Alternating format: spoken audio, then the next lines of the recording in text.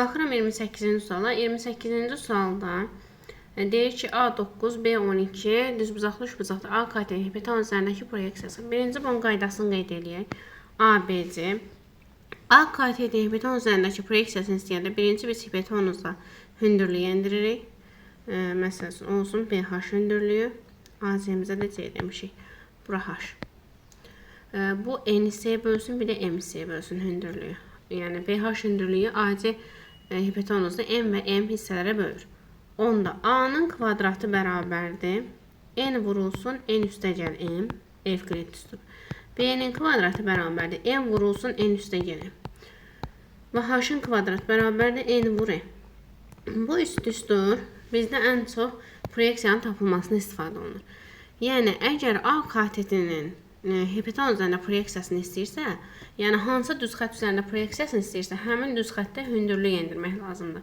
Və həmin A kateti ilə onda bu BH hündürlüyü arasında qalan bu N hissəyə A-nın proyeksiyasıdır.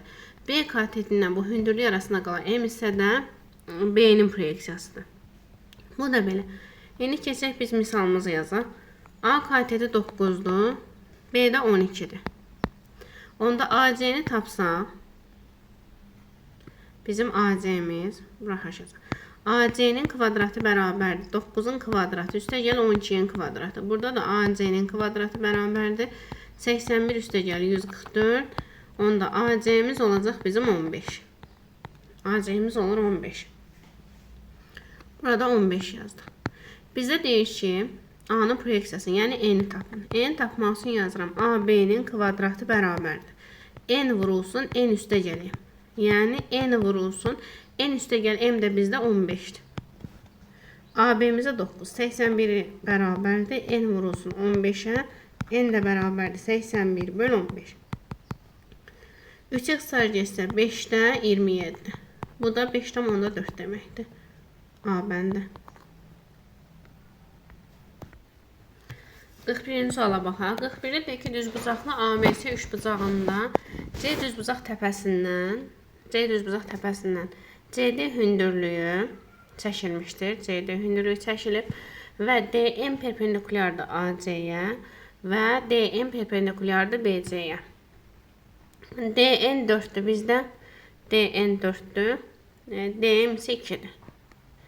DM 2 sonra bunun qarşı tərəfi də 2 olur. DN 4 isə onda CM də 4 olur.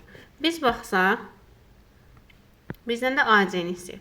Biz baxsaq bu hissəyə, yəni ADC üçbucağına. ADC üçbucağında özü düzbucaqlı üçbucaqdır və təpədən də hündürlük çəkilib.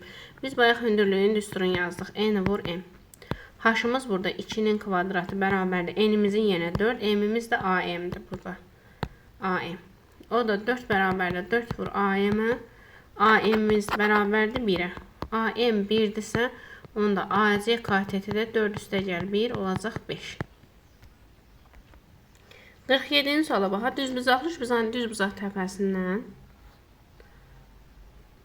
düzbucağının tənbələni ilə ABC. Bu da düzbucaq. Düzbucağın tənbələni ilə bir iti bucağın tənbələni, düzbucağın tənbələni çəkək və bir iti bucağın tənbələni çəkək. 70 dərəcə bucaq altına kəsişir. Yəni iti bucaq olan hissəsinə 70 yazaq. Onda bunun qarşılıqlı bucağı da olacaq 70. Bu üç bucağın kiçik iti bucağını tapın. Baxaq. Burada 70 dərəcə düzbucaqlı üçbucağın BH da tənbələndə, AK da tənbələndə.